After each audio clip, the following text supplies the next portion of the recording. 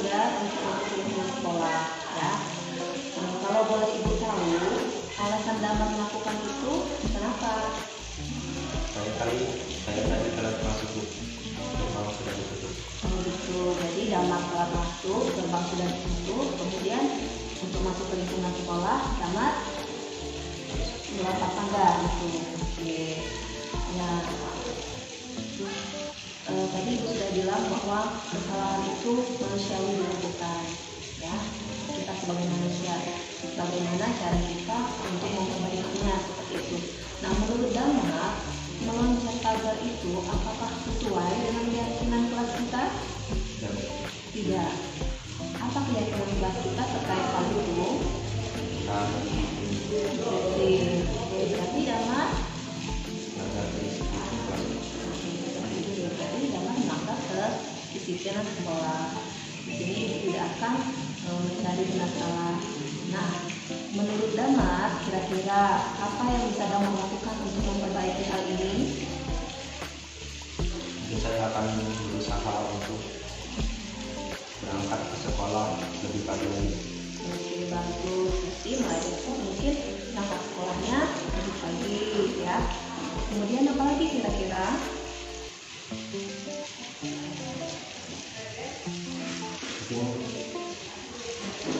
Saya terlambat karena saya baru perjalanan, mungkin saya akan mengurangi untuk tidur malam. Oke, baiklah ya. Nah, kira-kira setelah Damar melakukan perbaikan, apa yang diharapkan Damar terjadi? Apa maksud Ibu, Damar ingin menjadi orang yang seperti apa? Jadi orang yang lebih baik, dapat mematuhi aturan sekolah, dan juga memiliki prestasi yang bagus. Alhamdulillah ya. Ibu harap kedepannya ini dijadikan pelajaran dan Ibu berdoa semoga Damar menjadi orang yang sukses di kemudian hari ini. Oke. Nah, sekarang silakan Damar bergabung dengan teman-temannya untuk mengisi kelas meeting. Ya. Terima kasih.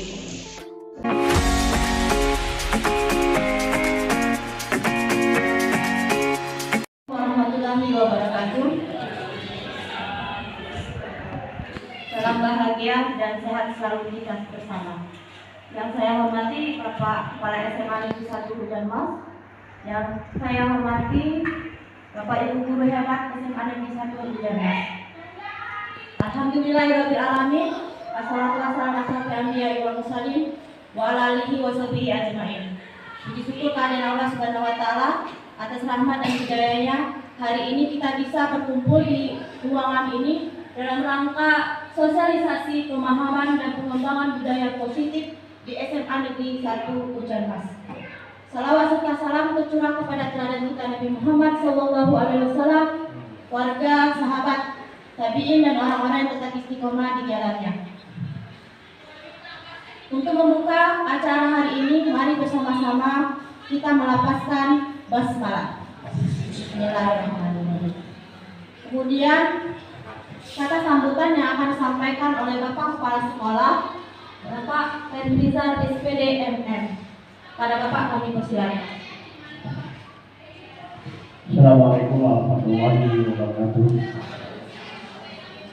Selamat pagi, salam sejahtera buat kita semua. Yang saya hormati Bapak Ibu, calon guru penggerak SMA Negeri 1 Hujan Mas. Yang kami hormati Bapak Ibu peserta seminar dalam rangka sosialisasi pemahaman dan pengembangan budaya positif khususnya di SMA 1 Hujan Mas. Dalam kesempatan ini, tentunya kita senantiasa memanjatkan puji dan syukur kehadirat Allah Subhanahu wa taala, yang mana kita masih diberikan satu nikmat, kesempatan dan kesehatan dalam rangka mengikuti rangkaian sosialisasi dari calon guru penggerak khususnya yang berasal dari SMA 1 Hujan Mas. Bapak Ibu CGP yang kami muliakan, selaku Kepala SMA Negeri 1 Hujan Mas dan secara pribadi, saya memberikan apresiasi setinggi-tingginya kepada Bapak Ibu CGP dalam rangka melaksanakan sosialisasi ini. Dan mudah-mudahan melalui sosialisasi ini program-program CGP akan senantiasa dapat berjalan dengan baik sesuai dengan rangkaian jadwal yang sudah ditentukan. Kemudian kepada Bapak Ibu guru kami, saya pribadi mengharapkan kepada Bapak Ibu untuk senantiasa dapat mendaftarkan diri atau masuk ke dalam barisan CGP di periode selanjutnya. Barangkali hanya itu yang saya berikan atau yang saya sampaikan. Sekali lagi saya berikan apresiasi setinggi-tingginya kepada 4 calon guru penggerak kami, yaitu Pak Fahri Azam, SPDI, Ibu Desi, SPD, Ibu Yulianti, SPD MPD, dan Ibu Yuli Setiawati, SPD. Semoga berhasil, sukses, dan sesuai harapan kita semua. Dengan mengucapkan Bismillahirrahmanirrahim, sosialisasi pemahaman dan pengembangan budaya positif bersama satu jamaah saya nyatakan dibuka. Assalamualaikum warahmatullahi wabarakatuh.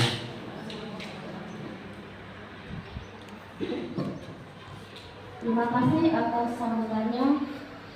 Kemudian pemaparan yang akan disampaikan oleh kami berempat calon guru penggerak.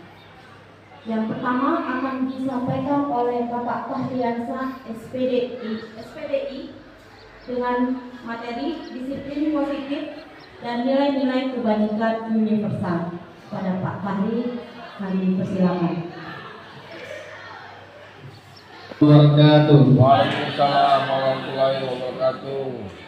Baiklah, sebelum memulai pemaparan tentang pemahaman pengembangan nilai positif, di sini saya perwakilan pertama dari CGP Angkatan 7 akan memperkenalkan diri.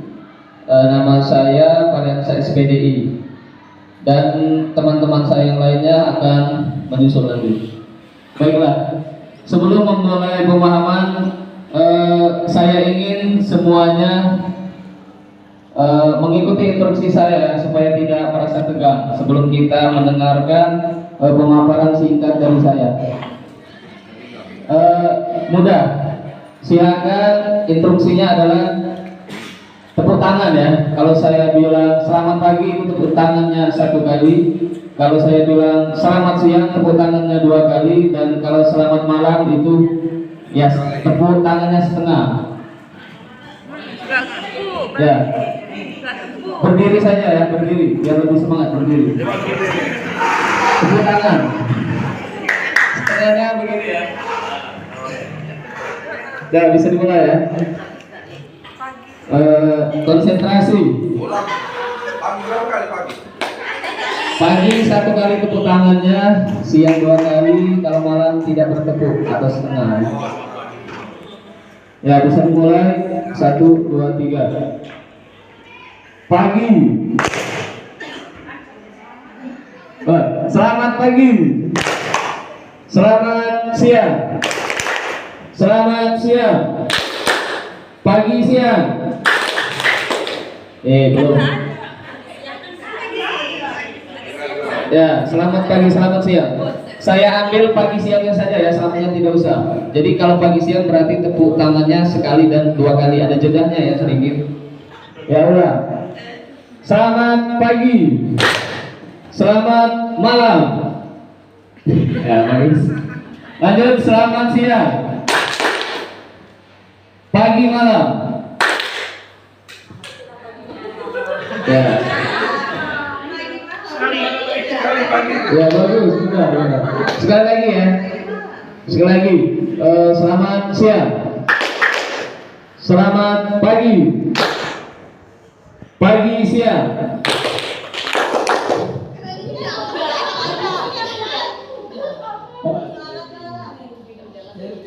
Ya sudah. Terima kasih sudah mengikuti instruksi.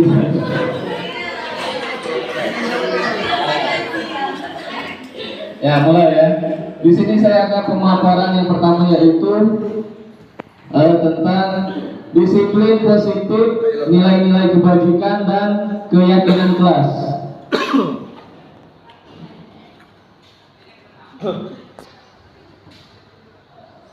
Baiklah, tentu rekan-rekan semuanya pasti langsung berpikir disiplin. Disiplin itu kan kita pasti mengartikannya adalah sebuah peraturan ataupun sebuah kebijakan yang harus ditaati di sebuah organisasi atau sebuah sekolahan.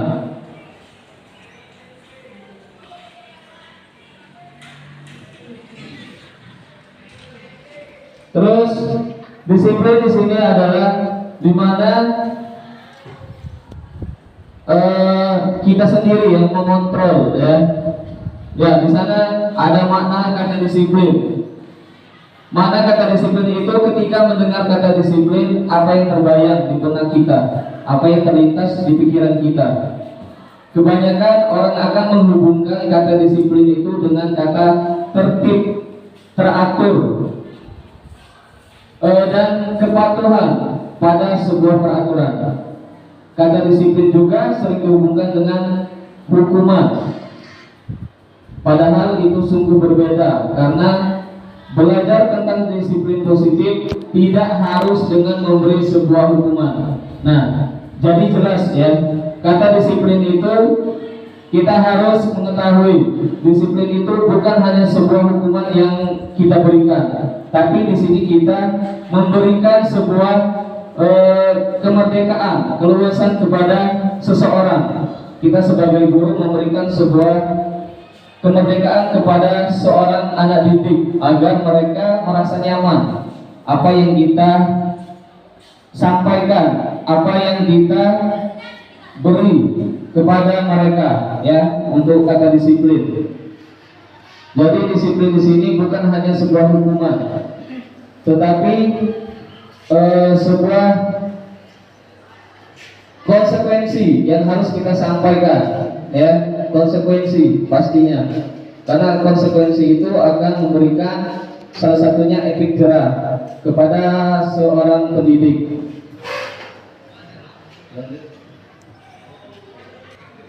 Ya, Bapak Pendidikan Ki Hajar Dewantara menyatakan bahwa di mana ada kemerdekaan, disitulah harus ada disiplin yang kuat. Nah, sudah saya katakan tadi, disiplin itu adalah memerdekakan seseorang, bukan membuat orang takut apa yang kita buat, apa yang kita bijakan dalam sebuah peraturan itu. Jadi sebuah kemerdekaan agar seseorang bisa merasa nyaman dan merasa mematuhi apa yang kita sampaikan. Sesungguhnya disiplin itu bersifat self-discipline, kalau bahasa Inggrisnya itu ya, yaitu kita sendiri yang mewajibkan kita dengan sekeras-kerasnya. Tetapi itu sama saja, sebab jikalau kita tidak cakap melakukan self-disiplin, wajiblah penguasa lain mendisiplinkan diri kita. Dan peraturan demikian itulah harus ada di dalam suasana yang merdeka. Nah, contohnya, kalau kita saat mengajar ada seorang siswa melakukan kesalahan ataupun sebuah kekeliruan yang mereka lakukan. Nah, di sana kita harus melakukan yang namanya disiplin positif. Disiplin positif itu contohnya kita memberikan sebuah konsekuensi yang positif kepada peserta didik yang bisa membuat mereka menyadari apa yang mereka lakukan itu memang salah. Ya, apalagi kita sudah jenjang SMA, mereka akan berpikir sendiri. Apa yang kita buat, kebijakan yang kita berikan kepada mereka akan mereka merasa sadar, ya, dengan konsekuensi yang kita berikan. Ya, jadi intinya kita harus memerdekakan, ya, bukan membuat sebuah ketakutan kepada seorang ataupun seorang peserta didik. Ya, adapun tujuannya, ya, di sini tujuan disiplin positif yaitu tujuannya itu memuliakan dari penerapan disiplin positif, yaitu agar terbentuk murid-murid yang berkarakter, berdisiplin, santun, jujur, peduli, bertanggung jawab, dan merupakan pembelajar sepanjang hayat sesuai dengan standar kompetensi lulusan yang diharapkan. Nah, jadi di sini dengan adanya disiplin positif yang kita terapkan akan menjadikan seorang anak itu berkarakter. Misalnya bagaimana karakter anak itu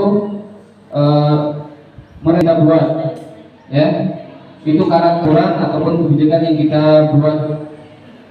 Terus berdisiplin, ya, membuat mereka berkarakter, membuat peserta didik lebih kuat atau lebih percaya diri, bahkan karakter yang ada di dalam jati dirinya, ya. Terus santun, nah di santun sini apalagi yang membuat mereka lebih sopan kepada kita, lebih membuat mereka menyegani lah, ya, kalau bahasa kita kepada kita seorang pendidik. Dan jujur, ya, membuat dirinya lebih jujur, peduli. Arti peduli, pertama peduli terhadap diri sendiri, ya, dan peduli terhadap lingkungannya, ya. Dan bertanggung jawab. Nah, apalagi bertanggung jawab. Disiplin positif ini membuat mereka lebih bertanggung jawab lagi. Artinya mereka mempertanggungjawabkan atas apa yang mereka lakukan, ya, sehingga merupakan pembelajar mereka sepanjang hayat, sehingga nanti mereka akan mengingatnya, ya, secara lama sampai mereka tutup usia. Ke nilai-nilai kebajikan universal. Nilai-nilai kebajikan universal ini ada 6, ya, seharusnya. Namun yang saya katakan ini hanya P3, profil pelajar Pancasila, yang ini masuk dalam kita saat ini, ya, dalam kurikulum Merdeka, yaitu di dalam profil pelajar Pancasila. Pertama, beriman, bertakwa kepada Tuhan yang Maha Esa dan berakhlak mulia. Yang kedua, ada mandiri, bernalar kritis, berkebinekaan global, bergotong royong, dan kreatif. Ya, ini nilai-nilai kebajikan universal. Nah, dari disiplin positif tadi akan terhubung, ya, berhubungan dengan yang namanya nilai-nilai kebajikan, sehingga mereka menerapkan yang namanya 5 poin dari P3 profil pelajar Pancasila.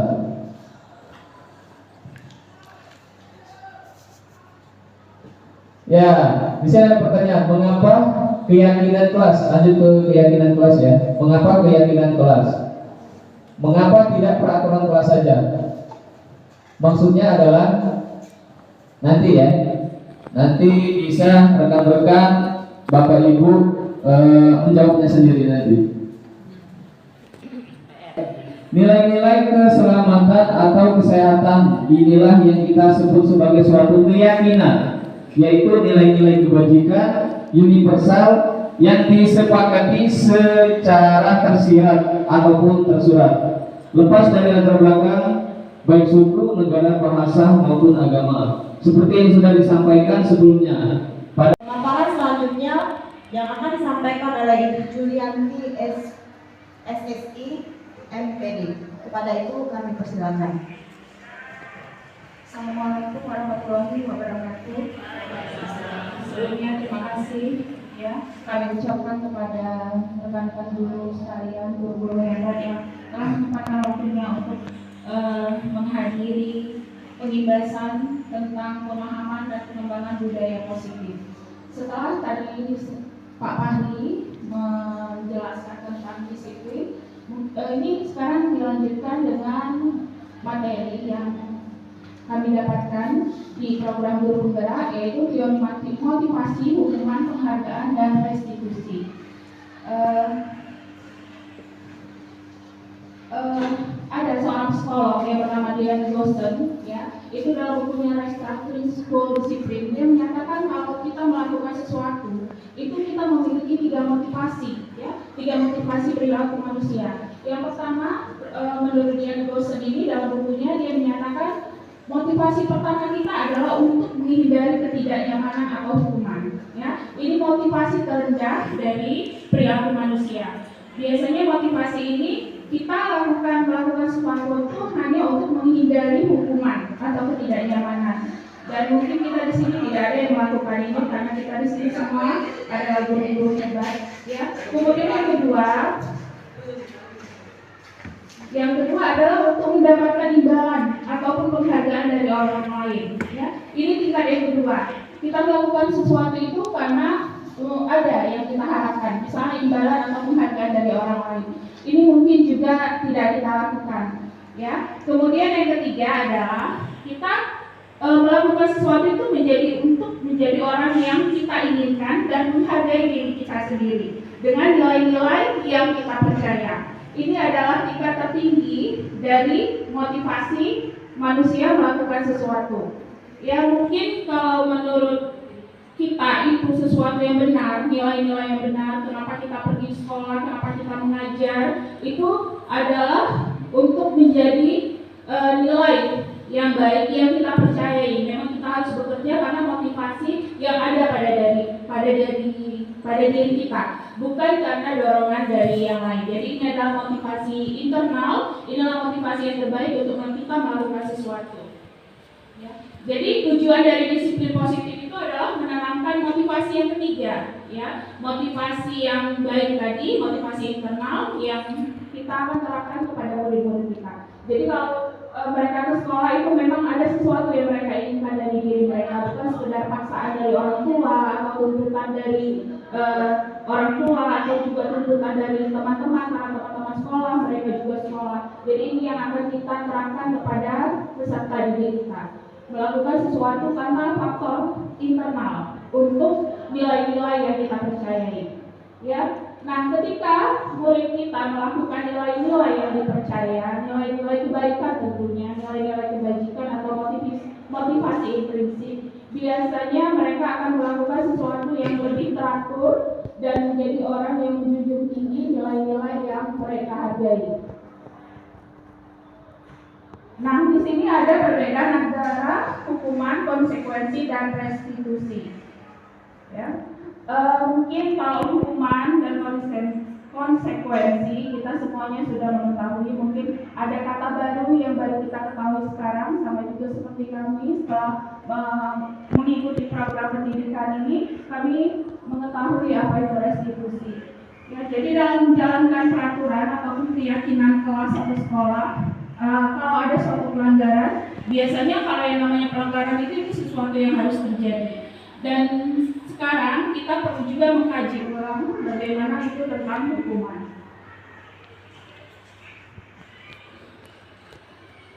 Lanjut, jadi yang harus kita perbaiki sekarang sebenarnya dalam melakukan disiplin positif, kita bisa melakukan restitusi. Jadi menurut Boson itu, restitusi adalah kita menciptakan kondisi bagi murid agar memperbaiki kesalahan mereka. Jadi mereka bisa kembali ke kelompoknya dalam karakter yang lebih baik. Jadi restitusi di sini adalah guru bersama siswa itu melakukan perbaikan kepada siswa tersebut dan juga ada motivasi intrinsik dari siswa tersebut. Nah, di sini ada perbedaan antara hukuman, konsekuensi, dan restitusi. Jadi untuk menurut dia Boson itu, hukuman itu termasuk identitas gagal. Jadi identitas itu atau disiplin itu dibagi atas konsekuensi dan restitusi. Di sini ada perbedaan antara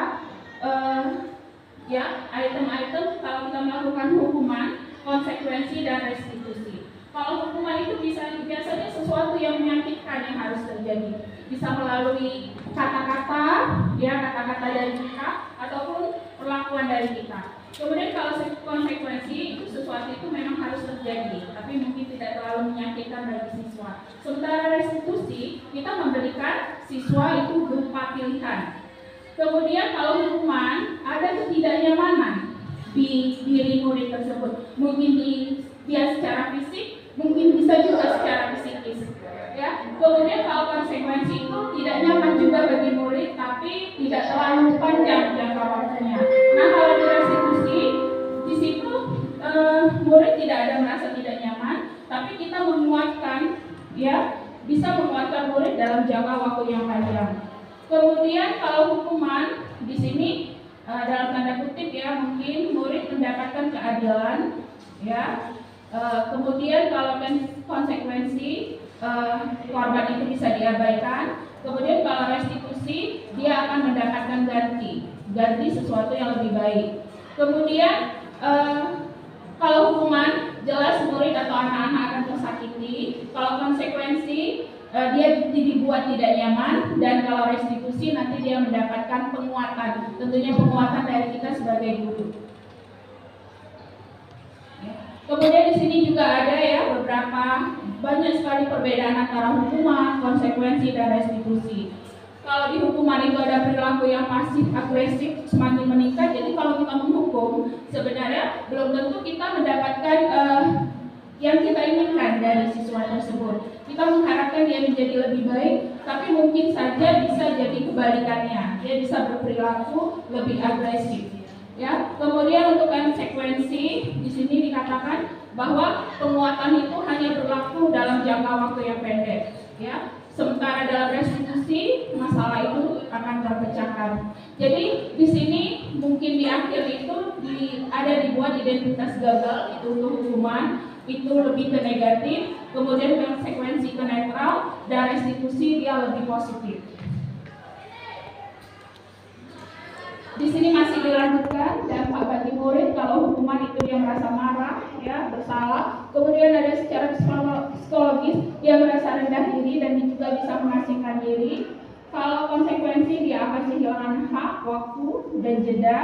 Dan kalau di restitusi dia tidak akan kehilangan waktu, namun dia bisa lebih bersemangat kembali.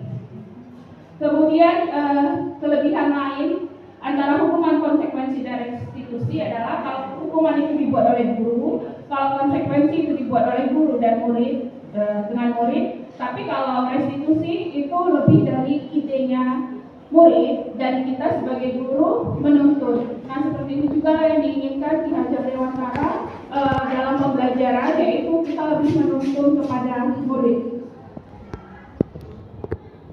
Jadi berdasarkan perbedaan di atas, tabel-tabel di atas tadi, kita bisa menyimpulkan kalau hukuman itu bersifat tidak terencana atau tiba-tiba, dan juga murid tidak tahu apa yang terjadi, mungkin dia juga akan shock dan dia tidak dilibatkan dalam hukuman tersebut, dan lebih bersifat satu arah. Kemudian kalau murid hanya menerima hukuman tanpa melalui suatu kesepakatan atau pengarahan dari pihak guru, baik sebelum dan sesudahnya, ya, dan juga mungkin fisik atau psikisnya akan tersakiti.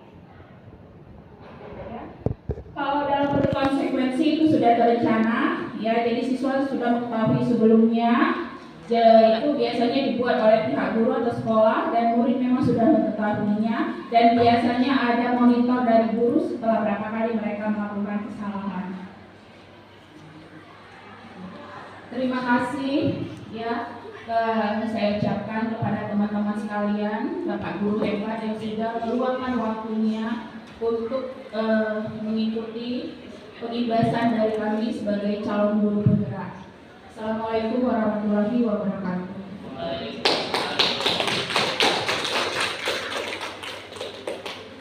Terima kasih kepada Ibu Juliani yang telah memaparkan tentang motivasi dan hukuman dan penghargaan. Selanjutnya pemaparan akan disampaikan oleh saya sendiri, Yulistiawati SPD. Kepada Ibu Yulis kami persilakan, waktu dan tempat kami persilakan.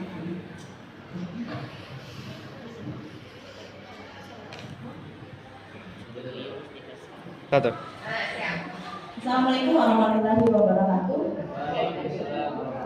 Terima kasih kepada Bapak Ibu guru SMA Negeri 1 Ujanmas yang hebat. Ya, selamat pagi semuanya. Pagi. Semoga dalam keadaan sehat walafiat. Saya memaparkan materi yang telah kami peroleh di pendidikan guru penggerak. Ini hanya sebagai sharing ya, yaitu tentang 5 kebutuhan dasar manusia. Kita tahu bahwa manusia itu merupakan makhluk sosial, ya, yang membutuhkan orang lain. Manusia memiliki kebutuhan yang berbeda-beda menurut kondisi, situasi, dan tujuannya masing-masing. Ya. Di Guru Penggerak ada kata yang sangat menarik menurut saya, sangat-sangat menarik. Pendidikan itu merupakan ibarat petani. Mungkin semuanya sudah tahu petani. Petani itu menanam padi. Salah satunya petani padi ya. Yang menarik kenapa? Ini yang dikatakan oleh pengajar Dewantara. Dia mengatakan bahwa pendidikan ibarat petani. Petani hanya bisa menumbuhkan, ya, hanya bisa menumbuhkan padi. Dia tidak bisa merubah padi tadi menjadi jagung. Dia hanya bisa merubah kondisi tanah, kemudian dia memberi bibit, memberikan yang namanya mineral air, kemudian dia mengusir hama sehingga tanaman tadi menjadi lebih baik. Inilah sebagai guru kita semua yang ada di sini, ya. Guru menuntun anak menjadi seseorang yang lebih baik.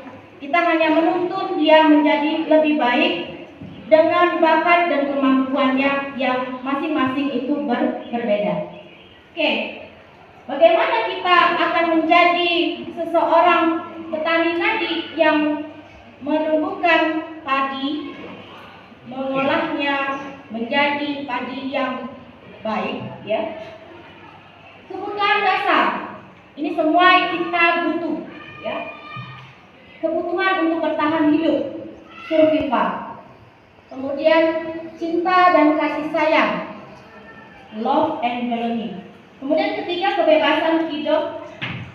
Keempat, kesenangan, fun. 5, itu adalah kekuasaan, power. Mungkin kita sudah lama menjadi seorang guru, kita sering melihat siswa-siswa yang bermasalah. Ya, ada siswa yang selalu pada saat pembelajaran kita itu ke kantin, bahkan dia tidak datang ke sekolah. Mungkin, ya, mereka ada kebutuhan dasar yang belum tercapai, ya. Oke. Yang pertama, kebutuhan bertahan hidup. Kebutuhan yang bersifat fisiologis untuk bertahan hidup, kesehatan, rumah, dan makanan. Kebutuhan biologis sebagai bagian dari proses reproduksi, termasuk kebutuhan untuk tetap bertahan hidup. Komponen psikologis pada kebutuhan ini meliputi kebutuhan akan perasaan aman. Ya, mungkin kita pernah melihat kasus anak sering ke kantin. Bu Peti mungkin sering menemukan yang seperti ini. Ya, kita selalu mengatakan bahwa hal itu adalah sesuatu yang salah. Tapi pernahkah kita bertanya, kenapa dia selalu ke kantin pada saat belajar? Mungkin kebutuhan dasar dia yang bertahan hidup tadi belum terlaksanakan atau terpenuhi. Mungkin di rumah tadi dia belum dikasih oleh orang tuanya sarapan, sehingga dia di sekolah membuat ulah, dengan keluar pada saat belajar ke kantin. Next, cinta dan kasih sayang. Semua orang butuh yang namanya cinta dan kasih sayang. Kebutuhan psikologis. Jadi cinta dan kasih sayang ini merupakan kebutuhan psikologis, kebutuhan untuk disayangi dan diterima, kebutuhan akan hubungan dan koneksi sosial, kebutuhan untuk memberi dan menerima kasih sayang, dan kebutuhan untuk merasa menjadi bagian dari suatu kelompok. Anak tadi yang ke kantin, ya, mungkin dia ingin mencari perhatian. Setelah dia ketahuan ke kantin, kemudian dipanggil oleh guru, kemudian dia bercerita bahwa kondisinya. Assalamualaikum warahmatullahi wabarakatuh. Waalaikumsalam warahmatullahi wabarakatuh. Terima kasih. Pada kesempatan kali ini saya akan melanjutkan pemaparan dari Ibu Yulistiawati tentang 5 posisi kontrol restitusi. Nah, Jadi berdasarkan menurut Diana Gosen yang sudah dijelaskan oleh Ibu Julianti, bahwa kita sebagai seorang guru itu harus memperhatikan apakah kedisiplinan yang sudah kita buat itu sudah bagus, sudah membuat siswa mandiri, ataukah masih hanya terpusat pada guru saja. Nah, berdasarkan hal tersebut diambil dari teori kontrolnya Dr. William Glasser. Dosen berkesimpulan ada 5 posisi kontrol yang diterapkan oleh seorang guru, orang tua, ataupun atasan dalam melakukan kontrol. Kelima posisi kontrol tersebut adalah yang pertama sebagai penghukum, yang kedua sebagai pembuat rasa bersalah, yang ketiga sebagai teman, yang keempat sebagai pemantau, dan yang kelima sebagai manajer. Nah, sekarang kita akan memahami berada di posisi manakah kita. Yang pertama itu sebagai penghukum. Sebagai seorang guru, posisi penghukum ini mungkin cukup familiar, ya, cukup familiar. Seorang penghukum itu bisa menggunakan hukuman fisik maupun verbal. Jadi di sini hukumannya tidak melulu tentang fisik, tapi kata-kata yang menyakitkan itu juga termasuk dalam hukuman, ya, verbal.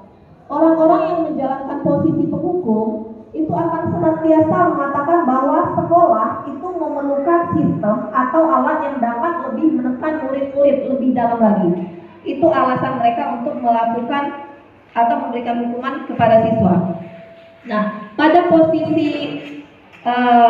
kontrol menghukum ini, biasanya seseorang menggunakan kata-kata yang dengan nada yang tinggi, kemudian menggunakan gestur tubuh yang menunjuk atau menghabis seperti itu. Kelemahan posisi penghukum ini secara jangka panjang dia akan membuat seorang anak itu menjadi lebih agresif. Ya, anak itu akan menjadi lebih agresif. Kemudian ketika misalnya kita marahi atau menghukum anak yang terlambat datang dengan hukuman yang menurut mereka agak keterlaluan, mungkin mereka setelah kembalinya di kelas mereka akan melakukan sesuatu yang agresif, misalnya mencoret-coret buku karena kesal kepada guru tersebut. Bisa jadi bahkan mereka mungkin melakukan hal yang lebih parah lagi, misalnya dendam kepada guru tersebut, ataupun misalnya ketemu motor guru itu dikempesin, misalnya seperti itu, ya. Itu untuk posisi penghukum. Yang kedua itu ada pembuat rasa bersalah. Nah, di sini pada posisi ini biasanya guru akan bersuara lebih lembut dibanding yang penghukum tadi. Suaranya lebih lembut, kemudian menciptakan rasa bersalah kepada anak yang melakukan pelanggaran atau kesalahan tadi, dan akan menggunakan keheningan yang membuat orang lain merasa tidak nyaman, bersalah atau rendah diri. Kata-kata yang keluar dengan lembut, contohnya, ibu sangat kecewa, ibu sangat kecewa sekali dengan kamu, gitu. Suaranya lembut, tapi kata-kata itu menunjukkan kekecewaan, sehingga siswa tadi merasa, aduh, aku ini sudah mengecewakan guru, seperti itu. Kemudian ada juga kata-kata, berapa kali bapak harus memberitahu kamu, ya? Enggak marah, enggak, tetapi kata-kata itu membuat mereka merasa berdosa, membuat mereka merasa bersalah, membuat mereka rendah, membuat mereka gagal. Nah, di sini, ya. Kemudian di posisi ini murid akan memiliki penilaian diri yang buruk terhadap diri mereka sendiri. Jadi mereka menjadi merasa tidak berharga dan telah mengecewakan orang-orang yang mereka sayangi. Seperti itu. Nah, dampak dari pembuat rasa bersalah ini pada jangka panjang itu akan membuat siswa itu menjadi insecure, kepercayaan dirinya turun, kemudian merasa gagal, merasa tidak bisa melakukan apa-apa. Jadi yang dipikirannya, sudahlah, aku mengecewakan, untuk apa aku melakukan sesuatu lagi? Aku sudah mengecewakan guru, aku tidak bisa melakukan itu, ya. Itu adalah posisi kontrol membuat rasa bersalah. Kemudian yang ketiga ada lagi posisi kontrol sebagai teman. Sebagai teman, Bu Yulis. Ya, sebagai teman. Nah, salah ya. Jadi di sebagai teman ini guru memposisikan diri sebagai teman dengan siswa. Biasanya pada posisi ini guru akan lebih cenderung akrab, kata-kata yang lebih dekat dengan siswa, seperti itu. Ya, ini akan menyakiti murid, namun akan tetap berupaya mengontrol murid melalui persuasi. Jadi ajakan ya. Posisi teman pada guru bisa negatif, bisa juga positif. Positif di sini berupa hubungan baik. Jadi dengan posisi teman ini akan tercipta hubungan baik antara guru dengan murid atau siswanya. Guru di posisi teman itu menggunakan hubungan baik dan humor untuk mempengaruhi seseorang. Nah, sebenarnya posisi teman ini tadi sudah dikatakan bisa bermakna negatif dan bisa juga bermakna positif. Tadi yang positif sudah dikatakan bahwa dengan posisi teman, seseorang dengan guru akan menjadi lebih dekat, bisa curhat, bisa mengutarakan apa yang dia rasakan. Cuman efek negatifnya ketika seseorang memposisikan dirinya menjadi seorang teman dengan siswa, itu juga akan menyebabkan siswa itu menjadi tergantung terhadap guru itu. Kemudian ketika dia melakukan kesalahan, dia merasa bahwa akan ada yang membelanya. Kadang guru berbicara seperti ini, nanti ibu bantulah kamu seperti itu. Sebenarnya ibu bantulah kamu nanti, akan ibu bereskan. Nah, hal kata-kata seperti itu membuat siswa cenderung merasa gampang. Dia ada misalnya siapa? Bu Deni yang akan bantu saya kalau saya punya masalah.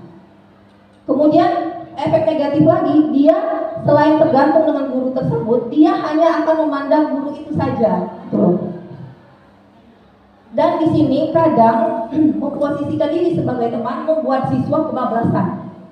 Jadi adanya sikap yang kurang sopan terhadap guru. Yang walau bagaimanapun kita adalah orang tua mereka di sekolah gitu ya. Kadang ada beberapa siswa kita berharapkan lebih dekat dengan mereka, tapi mereka menganggap itu biasa, wajar mengatakan sesuatu yang kurang sopan atau bertindak yang tidak layak dilakukan oleh seorang siswa terhadap gurunya. Jadi tidak ada batas antara bagaimana mereka harus bersikap dengan temannya dan bagaimana mereka harus bersikap dengan guru. Kemudian yang keempat itu adalah pemantau. Nah, pada posisi pemantau ini guru memposisikan diri untuk mengawasi. Jadi memantau berarti mengawasi.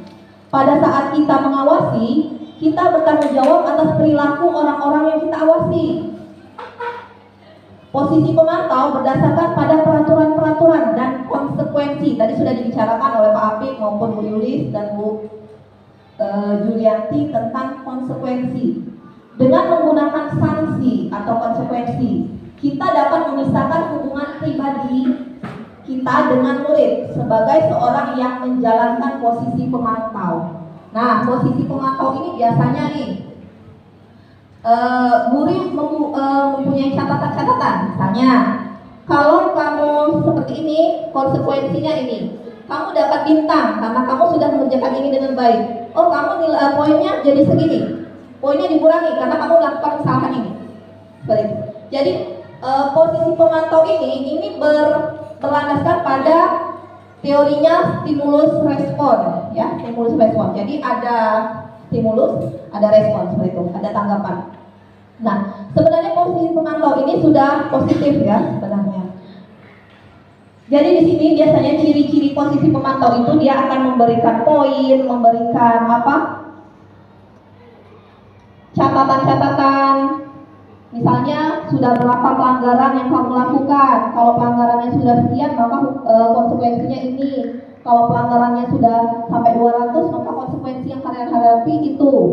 Kemudian dengan perilaku positif juga seperti itu. Misalnya, kamu sudah mencapai ini, maka reward yang kamu dapatkan itu. Nah, bagus ini, cuma nanti efek jangka panjangnya anak akan menjadi ketergantungan. Dia hanya akan melakukan sesuatu kebaikan itu hanya berdasarkan reward yang akan dia dapatkan, atau hanya berdasarkan pengawasan saja. Ayo kita lompat pagar, kebetulan tidak ada yang ngawasi, kita tidak akan tambah poin, gitu. Tidak akan dapat poin pelanggaran, tidak ada yang ngawasin. Nah, itu kelemahannya. Jadi anak-anak itu melakukan sesuatu yang baik ataupun yang buruk itu karena landasan dasar konsekuensi yang harus mereka dapatkan. Jadi bukan berdasarkan kesadaran diri mereka, ya. Kemudian posisi terakhir dalam kontrol yaitu sebagai manajer. Nah, pada posisi manajer inilah yang sebenarnya tujuan akhir dari seorang guru. Dalam posisi di mana guru berbuat sesuatu bersama dengan murid, mempersilahkan murid mempertanggungjawabkan perilakunya, mendukung murid agar dapat menemukan solusi atas permasalahannya sendiri. Seorang manajer telah memiliki keterampilan di posisi teman maupun pemantau. Jadi pada posisi manajer ini dia bisa memposisikan dirinya sebagai teman maupun pemantau dengan batasan-batasan tertentu. Dan dengan demikian bisa jadi di waktu-waktu tertentu kembali kepada kedua posisi tersebut bila diperlukan. Di sini penekanannya bukan pada kemampuan membuat konsekuensi, ya. Jadi diulang bahwa di sini penekanannya bukan pada kemampuan untuk membuat konsekuensi, namun dapat berkolaborasi dengan murid bagaimana memperbaiki kesalahan yang ada, seperti itu. Contohnya sebagai manajer, ya, tadi sudah Ibu Yulis katakan bahwa misalnya ada anak nih yang ke kantin pada saat jam pelajaran kita, mungkin akan kita panggil dulu, kenapa dia ke kantin? Apakah mungkin dia harus memenuhi kebutuhan dasarnya yang sudah sangat mendesak, misalnya kelaparannya, misalnya tadi kan. Nah, di situ kita bisa memberikan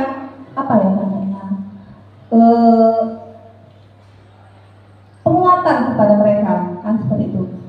Bisa kita lakukan dengan nanti restitusi, segitiga restitusi nanti yang akan dijelaskan oleh Bu Yulis. Jadi intinya di sini dengan sebagai manajer kita bisa mengungkapkan pada anak bahwa mungkin kesalahan mereka itu biasa dilakukan oleh orang lain. Tetapi yang jadi masalah bagaimana cara mereka memperbaiki diri, mempertanggungjawabkan apa yang sudah mereka lakukan. Nah, dengan pertanggungjawaban itulah diharapkan mereka bisa menjadi orang yang lebih baik. Jadi berubahnya mereka ke arah yang lebih baik itu bukan karena takut akan hukuman, bukan karena takut ada konsekuensi yang harus dilakukan, tapi karena kesadaran mereka. Nah, di sini yang harus kita gali adalah dorongan dari mereka sendiri. Kita gali, kita sentuh batinnya seperti itu. Apa akibatnya kalau kamu seperti ini? Kamu mau jadi orang yang seperti apa harapan kamu ke depan? Apakah dengan melakukan ini bisa kamu mencapai cita-cita? Nah, seperti itu, ya. Intinya dengan posisi manajer kita berkolaborasi, tetapi titik beratnya kepada siswa itu sendiri untuk berusaha mencari solusi terhadap permasalahan dan mempertanggungjawabkan permasalahannya sendiri. Nah, mungkin itu saja untuk 5 posisi kontrol. Ini nanti pada 5 posisi kontrol ini tujuan akhirnya kita akan diharapkan menjadi seorang manajer dalam pendidikan, ya, seperti itu. Nah, nanti ada akan dilanjutkan oleh Bu Yulis tentang segitiga restitusi lanjutan dari 5 posisi kontrol ini. Terima kasih. Wassalamualaikum warahmatullahi wabarakatuh. Terima kasih kepada Ibu Yulis sudah memaparkan materi tentang 5 posisi kontrol guru.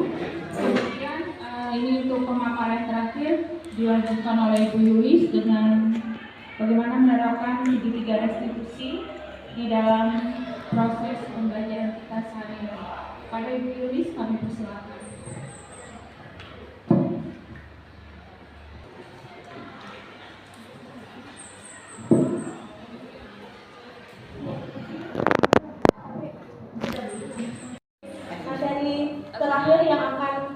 kami paparkan adalah tentang segitiga restitusi.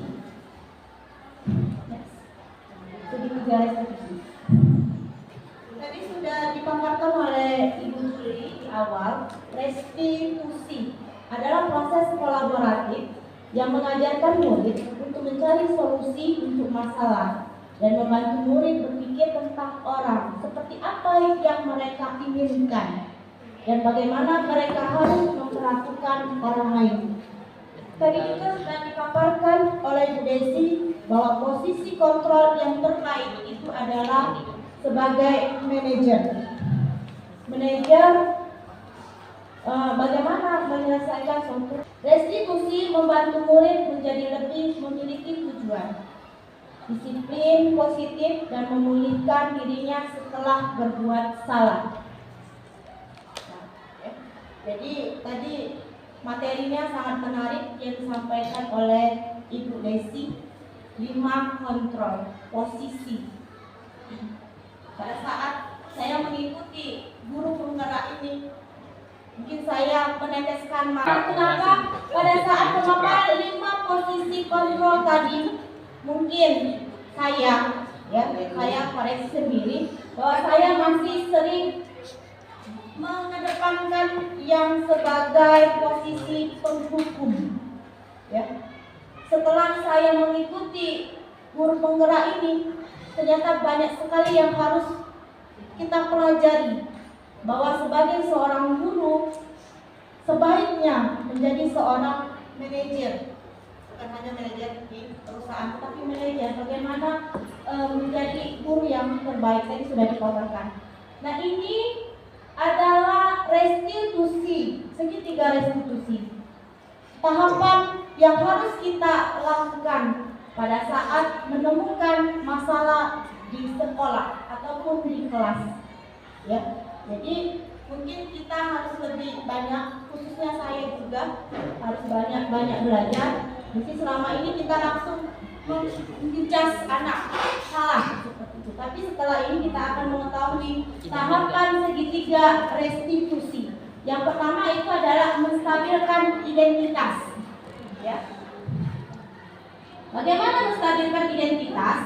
Nah, ini kata-katanya. Ada kata-kata menstabilkan identitas. Setiap orang pasti pernah melakukan kesalahan. Itu menstabilkan, ya. Menstabilkan identitas murid. Jadi mungkin selama ini kalau anak bersalah, kita selalu, kenapa kamu melakukan hal ini? Mungkin itu yang sering kita lakukan. Tapi dengan belajar segitiga, kita harus tahu tahapan yang pertama adalah menstabilkan identitasnya. Setiap orang pasti pernah melakukan kesalahan. Kemudian apa lagi katanya? Kamu satu-satunya yang pernah melakukan ini. Ya, mungkin dengan itu dia tidak akan merasa melakukan, ya. Kemudian yang kedua, menanyakan keyakinan. Ya, menanyakan keyakinan. Keyakinan kelas apa yang telah kita sepakati? Nah, keyakinan kelas apa yang telah dikasih kakak? Kemudian kamu menjadi orang seperti apa? Nah, jadi untuk kedepannya kita harus lebih menanyakan apa yang akan terjadi. Dan terakhir, validasi tindakan yang salah. Ya, apa kalimatnya? Kamu tentu punya alasan mengapa melakukan itu. Adakah cara yang lebih efektif untuk mendapatkan apa yang kamu butuhkan? Nah, di sini segitiga restitusi, siswa atau murid itu memilih, ya, memilih apa yang akan diambilnya. Jadi bukan kita hanya sebagai guru yang menuntut bagaimana dia memilih pilihan yang terbaik ke depannya sesuai dengan keyakinan kelas. Ya. Jadi untuk kedepannya kita jangan langsung menyalahkan siswa. Ini mungkin terjadi kepada saya sendiri. Kalau siswa itu datang terlambat, apa yang kita tanya terlebih dahulu, pasti pertanyaan Anda, kenapa kamu datang terlambat? Ya. Jam berapa sekarang? lihat jam berapa sekarang. Mungkin itu yang sering kita lakukan. Tetapi dengan menggunakan segitiga restitusi, ya, kita stabilkan dulu identitas siswanya tadi. Anak lari-lari sudah datang terlambat ke kelas, ya, kita stabilkan dulu identitasnya. Ya. Belajar berbicara, setiap orang pasti pernah melakukan kesalahan, dia sadar. Ya. Kemudian, ya setelah sadar dia akan mengetahui yang mana yang salahnya. Kemudian dia akan membuat yang namanya pilihan untuk kedepannya, bagaimana dia akan datang tepat waktu. Pada saat itu, ya, dia akan lebih dalam artian lebih fokus pada dirinya untuk memperbaiki dirinya ke depan. Mungkin ini saja. Jadi tahapannya ada 3: menstabilkan identitas, menanyakan keyakinan yang tadi sudah disampaikan oleh Pak Fahri, kemudian yang terakhir adalah validasi tindakan yang salah. Mungkin hanya itu yang bisa saya sampaikan. Saya kembalikan kepada Saudara.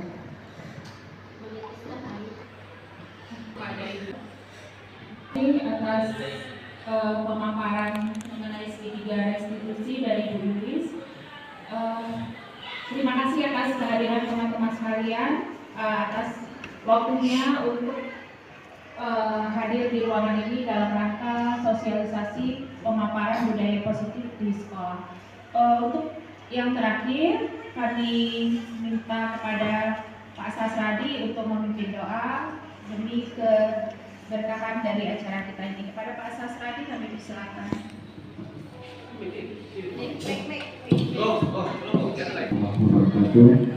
Kita mohon kepada Allah Subhanahu wa taala apa yang telah kita lakukan pada hari ini, semoga kedepannya kepada Ibu Yulis, Ibu Julianti, Ibu Pak Haryansa, apa yang mereka harapkan dan inginkan akan terus berjalan tanpa halangan suatu apapun. Itu doa kita bersama, semoga dijabah oleh Allah Subhanahu wa taala. Amin ya rabbal alamin. A'udzubillahi minasyaitonir rajim. Bismillahirrahmanirrahim. Alhamdulillahirabbil alamin. Hamdan syakirin, hamdan naimin, hamdan yuwafi ni'amahu wa yudafi mazidah. Ya Rabbana lakal hamdu kama yanbaghi li jalali wajhikal karim wa 'azimi sultanik. Allahumma shalli ala sayyidina Muhammad wa ala sayyidina Muhammadin salatan tunjina biha min jami'il ahwali wal afat wa taqina biha min jami'il hajat wa taqina biha min jami'il sayyi'at wa tabarra'na biha innaka 'ala rajul wa tuballighuna biha ashhayati min jami'il makarafil hayati dan innaka 'ala kulli syai'in qadir. Allahumma ighfir lana dhunubana wa liwalidina warhamhuma kama rabbayana shaghira. ولجميع المسلمين والمسلمات والمؤمنين والمؤمنات الأحياء منهم والأموات وتابع بيننا وبينهم بالخيرات رب اغفر وارحم وأنت الراحمين ولا حول ولا قوة إلا بالله العلي العظيم. اللهم صل في الدين وعافية في الجسد وزينة في العلم وتوبة عند الموت ورحمة عند الموت ومغفرة بعد الموت. اللهم هون علينا في سكن الموت والنجاة من النار والعفو والحساب. ربنا لا تزغ قلوبنا بعد إذ هديتنا وهب لنا رحمة إنك أنت الوهاب. اللهم كن كريم تحب العفو فاعف عنا يا كريم. اللهم صلِّك وسلم ونعوذ بك من شهواتك والنار. ربنا هب لنا من أزواجنا وذريتنا قرة أعين واجعلنا للمتقين إماما. ربنا آرنا الحق حقا وارزقنا اتباعه وآتنا وارزقنا اجتنابه. ربنا آتنا حسنة وفي الآخرة حسنة وقنا عذاب النار. اللهم بك الفاتحة وشر الفاتحة لبلغ يا كاسب الغم يا من لعباده ويغفر ويرحم ويغفر البلاء يا الله ويغفر البلاء يا رحمن بالبلاء يا رحيم. ادفع عنا الغلاء والبلاء والوباء والفحشاء والمنكر وسيف المغتربات والشدائد والمهانة ما ظهر منها وما بطن في كل المصطفى وكل المسلمين عامة في الدين والدنيا والآخرة. innaka tusykurun wa la hawla wa la quwwata illa billahi al-aliyyil azim. Da'wahum fiha subhanallahu wa salam wa a'udzu bihamdillahi rabbil alamin. Taqabbalallahu minkum inna wa minkum taqabbalu karim. Assalamualaikum warahmatullahi wabarakatuh.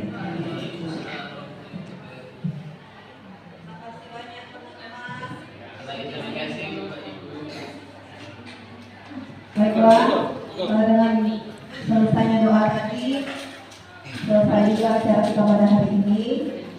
Kami CGP dari Negeri 1 Myanmar mengucapkan terima kasih kepada Bapak Ibu yang telah menyempatkan hadir untuk menghadiri kegiatan sosialisasi budaya positif ini. Kedepannya harapan kita bersama semoga kita menjadi guru-guru hebat dan bisa melahirkan generasi yang unggul dan memiliki profil pelajar Pancasila. Terima kasih. Wassalamualaikum warahmatullahi wabarakatuh.